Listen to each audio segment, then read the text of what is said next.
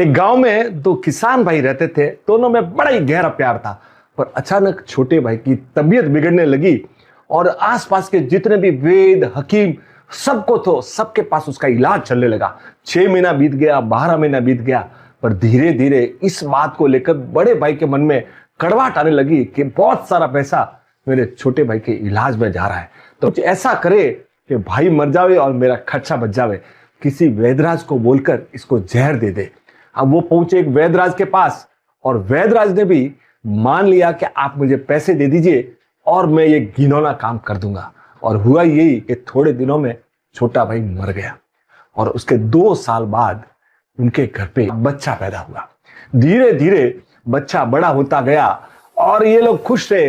वो 18 साल का हो गया, उसकी पढ़ाई पे सब जगह बहुत इन्होंने खर्चा किया।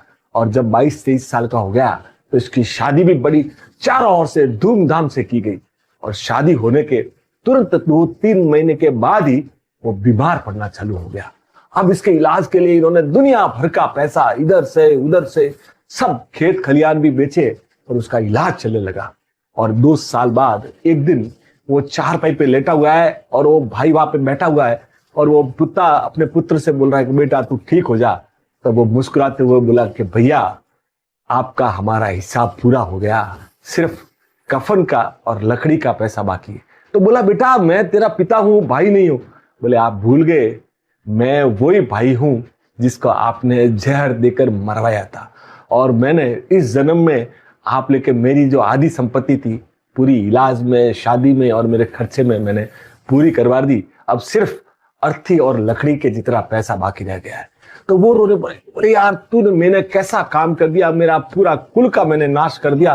और रोने लगा और रोते रोते बोला कि वो सब मेरे साथ भी हुआ तो तुम्हारी पत्नी का क्या कसूर। उस समय बंगाल में सती प्रथा चल रही थी। तो उसके मुंह से निकल गया कि वो वेदराज कहा। बोले वो तुम्हारी मृत्यु के 3 साल बाद उसकी मौत हो गई थी।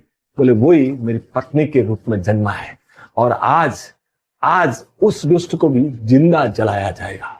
तो साहब जीवन में है ना, ये ध्यान रखिएगा, जैसा बोओगे वैसा ही पाओगे। भलाई करते रहिए, भलाई मिलेगी।